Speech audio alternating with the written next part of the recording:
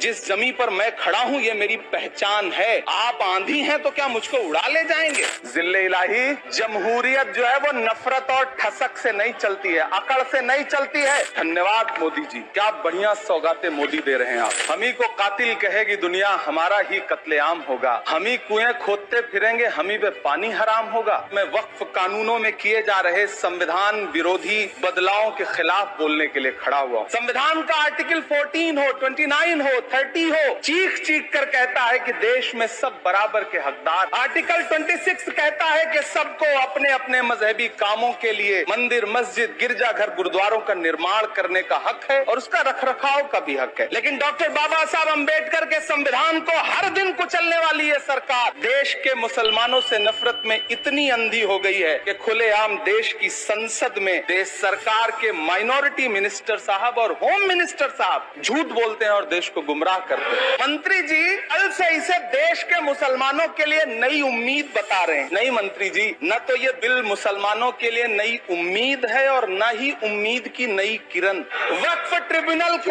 संसदीय शब्द ऐसे बताया जाता है जैसे वक्फ ट्रिब्यूनल कोई मजहबी खाप पंचायत हो। वक्फ ट्रिब्यूनल भी तो सरकारी न्यायिक विभाग है जिसमें सरकार द्वारा नियुक्त जज होते हैं, जिसमें प्रशासनिक अधिकारी होते हैं, कहीं ऊपर से थोड़ी आ गए। देश के गृह मंत्री जी ने इसी सदन में कहा कि वक्फ ट्रिब्यूनल के फैसले के खिलाफ कोई कोर्ट नहीं जा सकता, जबकि सच ये है कि वक्फ एक्ट 1995 की धारा 83(9) के तहत हाई कोर्ट वक्फ ट्रिब्यूनल के फैसले की न सिर्फ समीक्षा कर सकता है बल्कि उसे बदल भी सकता है। सच तो ये है कि वक्फ बोर्ड खुद अपनी जमीनों के लिए कई सारी कोर्ट में मुकदमे लड़ रहा है। जिस बिल को मुसलमानों के हुकूक की हिफाजत करने वाला बिल बताया जा रहा है, उसी को पेश करने के लिए और उस पर बात करने के लिए लोकसभा में भाजपा सरकार के पास एक भी मुस्लिम सांसद नहीं है। जिस वक्फ बिल को मुस्लिम महिलाओं को हक दिलाने वाला बताया जा रहा है, उसे संसद में पेश करने वाली पार्टी के पास न तो राज्यसभा में, न लोकसभा में, न देश की किसी विधानसभा में एक भी मुस्लिम महिला सदस्य नहीं।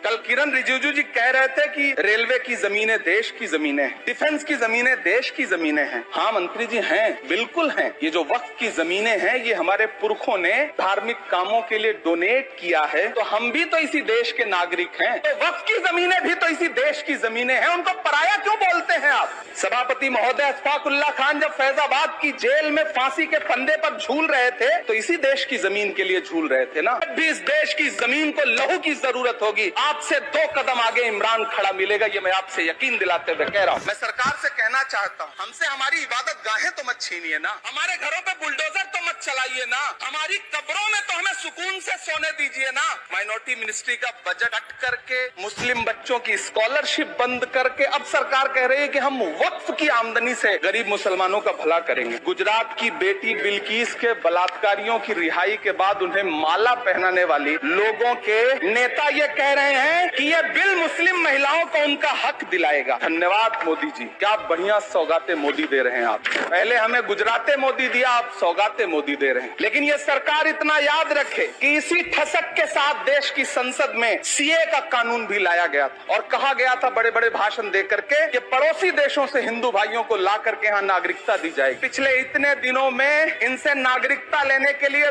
2000 व्यक्ति भी नहीं आए, जबकि इसके उलट इन्हीं की सरकार में पिछले 10 साल में 15 लाख से ज्यादा भारतीयों ने भारत की नागरिकता छोड़ करके दूसरे देश में जाकर के बस गए। यह हुआ उस कानून का अंजाम। इसी तरह की जिद के साथ किसानों के खिलाफ भी कानून लाए गए। जिस तरह आज वक्फ के फायदे गिनाए जा रहे हैं, उसी तरह से किसानों को भी कृषि कानूनों के फायदे गिनाए गए थे। लेकिन अंजाम क्या हुआ? 700 किसानों की शहादत लेने के बाद सरकार को अन्नदाता किसानों के सामने घुटने टेकने पड़े और कृषि कानून वापस लेने पड़े। जिल्ले इलाही, जमहूरियत जो है वो नफरत और ठसक से नहीं चलती है, अकड़ से नहीं चलती है, उसमें सबकी हिस्सेदारी जरूरी है। कल देश के माइनॉरिटी मिनिस्टर ने लोकसभा में खड़े होकर एक शेर सुनाया था, मुझसे कोई बदगुमान न हो, तो मैं उन्हें एक शेर सुनाना चाहता हूँ। मैं आज जद पे हूँ तो इतना खुशगुमान न हो, चराग सबके बुझेंगे, हवा किसी की नहीं। नीतीश कुमार जी हो, चंद्रबाबू नायडू जी हो, चिराग पासवान जी हो, जयंत चौधरी जी हो, देवे गौड़ा जी हो, जीतन राम मांझी जी हो, सबको समझना पड़ेगा कि जब जंगल में आग लगती है तो न वो बरगद बचते हैं जो हवा को आंधी में तब्दील करते हैं, न वो बांस बचते हैं जो आपसी रगड़ से चिंगारी पैदा करते हैं। जब देश को मनमोहन सिंह साहब जैसा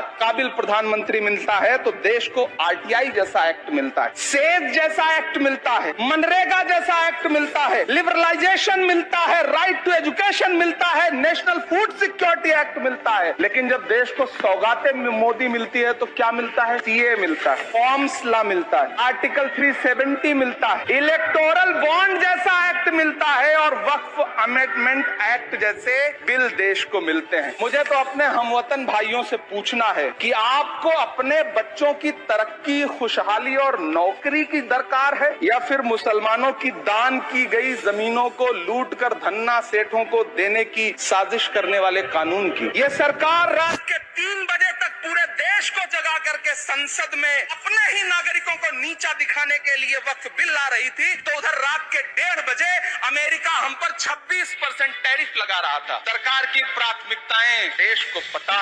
मैं बहुत भावुक हूँ आज, और मुझे अच्छा लगा कि आदरणीय नेता सदन जगत प्रकाश नड्डा जी ने बहुत अच्छी बातें भी की, मन से बातें की। क्योंकि उनके नाम में प्रकाश जुड़ा है तो मैं उनमें हमेशा एक रोशनी की किरण देखता हूँ। मैं उनके सामने बहुत अदब से ये बात कहना चाहता हूँ कि चरागों के सफर में दबदबा हो आंधियों का तो फिर अंजाम जुल्मत के सिवा कुछ भी नहीं होगा। ये दुनिया नफरतों के आखिरी स्टेज पर है, इलाज इसका मोहब्बत के सिवा कुछ भी नहीं होगा।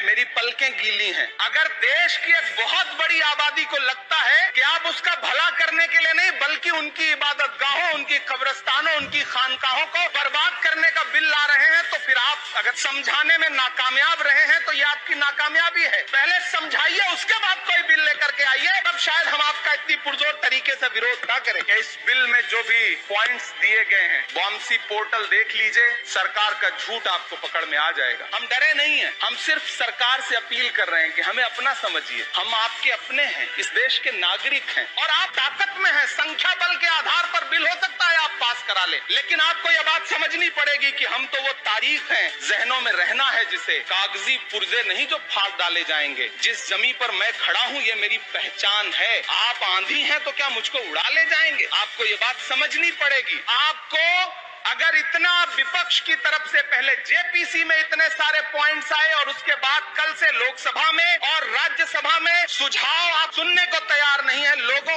की शंका को दूर करने के बारे में आप बिल्कुल सोच नहीं रहे, बस आप कह रहे हैं ये बिल उम्मीद की नई किरण है। नहीं साहब, इसे भले किरण जी लेके आए हैं लेकिन ये उम्मीद की नहीं बल्कि नाउम्मीदी की किरण है। और इस देश की एक बहुत बड़ी आबादी इस बात से खदशे में है, शक में है कि आप सीधे उनकी जमीनों को लूट करके धन्ना सेठों को बेचना चाहते हैं। मेरी अब भी आपसे अपील है कि इस बिल को वापस लीजिए। ये बिल कहीं से आपके अपने नागरिकों के लिए अच्छा नहीं है। ये बिल सिर्फ इस देश के मुसलमानों को नीचा दिखाने का और अपने एक ऐसे मतदाता वर्ग को खुश करने का बिल है जिनको इस बिल के पास हो जाने से कुछ मिलेगा भी नहीं, लेकिन आप एक नैरेटिव देना चाहते हैं, एक मैसेज देना चाहते हैं। मेरी आपसे अपील है कि कृपया ये जो सबका साथ सबका विकास का नारा है, इस नारे को रत्ती भर तो चरित्रार्थ कर दीजिए। बहुत बहुत धन्यवाद।